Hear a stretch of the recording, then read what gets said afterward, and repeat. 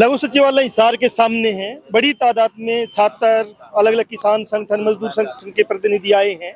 और कुछ दिन पहले जो एक संसद के अंदर नीलम और उसके साथियों ने स्मोक कैन छोड़ते हुए विरोध प्रदर्शन किया था, बेरोजगारी की चर्चा की थी, तानाशाही के खिलाफ बातचीत की थी। कितनी तानाशाही इस देश में है या नहीं है, उस पर सब एक बार बात करेंगे। बागोरिया साहब हमारे साथ हैं।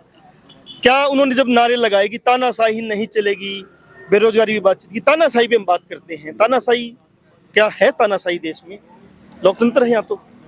जो आदमी देश ने, जनता ने अपनी नुमाइंदगी के लिए निर्वाचित करके लोकसभा में जो भेजे हैं, उन लोगों को प्रश्न पूछने के एवज में बर्खास्त कर दिया जाता है पार्लियामेंट कार्रवाई से। और देश में कोई जगह ऐसी सुरक्षित नहीं है कि सरकार के खिलाफ कोई अपनी आवाज उठावा तो वो देशद्रोही, देश का गद्दार और दूसरे लांछन उस पर आतंकवादी जैसे लगा दिए जाते हैं। लगातार पिछले 10 साल से ये इस देश में कार्रवाई है।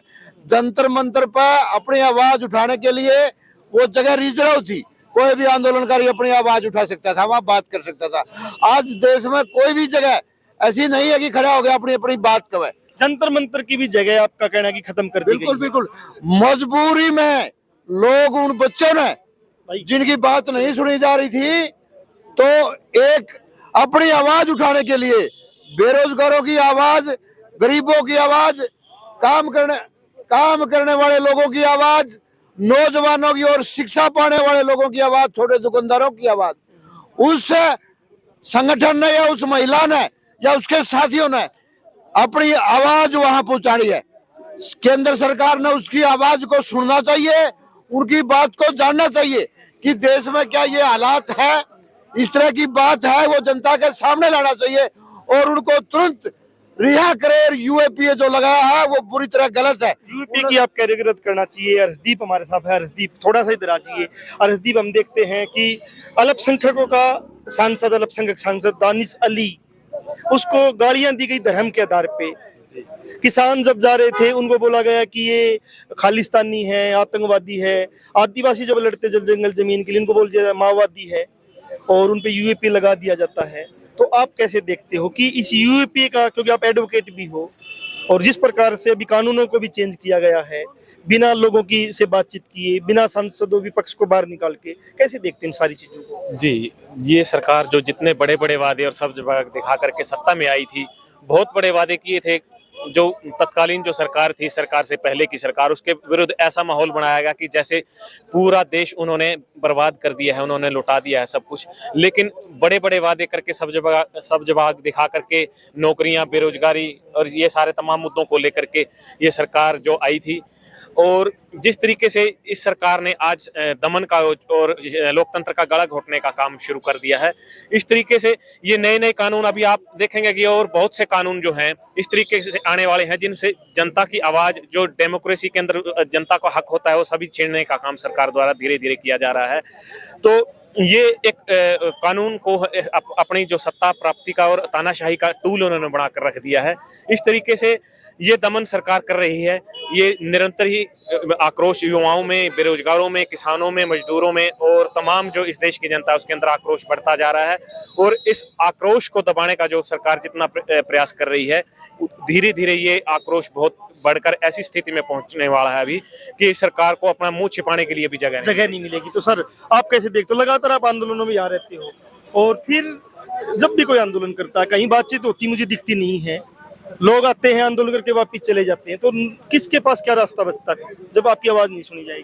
हमारा रास्ता एक ही बचता आंदोलन का, और आंदोलन से ये तो मोदी शाही है, तो वो नाजी शाही और फांसीवाद, नाजीवाद, वो सब मिट गए थे। मोदीवाद भी मिटेगा इस जनता से।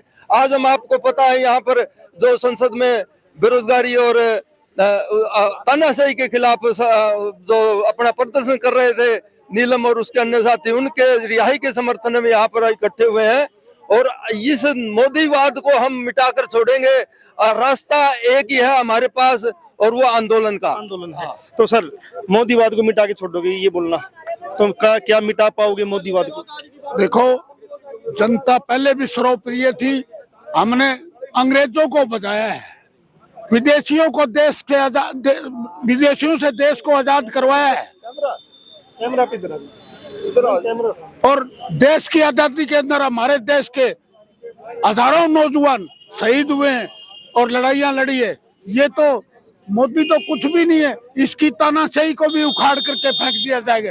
जिस प्रकार बच्चों ने संसद में शांतिपूर्वक प्रवेश करके और स्मोक बम जो है वो फेंका था, कोई जुर्म नहीं किया, उन्होंने अपनी आवाज उठाई थी और कहा था बेरोजगारी और तानाशाही के ऊपर रोक लगा करके हमारी आवाज सुनी जाए।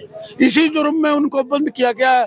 यूएपीए उन पे लगाई गई है, वो रद्द की जाए, उनको रिहा किया जाए। उन लोगों ने साफ तौर से एक मैसेज दिया है कि एक टाइम जब अंग्रेजों की सरकार थी, जो कहीं भी सुनवाई नहीं होती थी, तो अल्टीमेटली भगत सिंह को, उनके साथियों को संसद में जाके एक सिंबॉलिक बम फोड़ने पड़े, अपने पर्चे बांटने पड़े। इन बच्चों ने और क्या किया है, इन लोगों ने और क्या किया है? जब आपका पुलिस नहीं सुनती है, कोई अधिकारी नहीं सुनता है, कोई कर्मचारी नहीं सुनता है, बेरोजगारी इस लेवल पे हो गई है, तो इन लोगों ने भी तो यही किया है। आप इन बच्चों की हिस्ट्री उठा के देखो, ये क्रिमिनल नहीं है, ये इनके इतिहास में कहीं भी आपको अपराध नजर नहीं आएगा। और वहां भी इन्होंने कोई आपराधिक घटना नहीं की है। इन्होंने केवल वही कानून तोड़े हैं जो कानून तोड़ने बहुत जरूरी थे। संसद में घुसे हैं तो पास ले घुसे हैं, आपके बीजेपी के एमएलए ने, एमपी ने आपको पास दिलवाया है, तो वहां भी उन्होंने कोई ऐसी क्रिमिनल एक्टिविटी नहीं की है, किसी को हानि पहुंचाने का काम नहीं किया, अपनी आवाज वहां तक पहुंचाने का काम किया है। तो बिल्कुल साफ है कि इस सरकार को यह समझना चाहिए कि आम आदमी अब उस लेवल पे आ गया है, या सरकार अब उस लेवल पे आ गई है।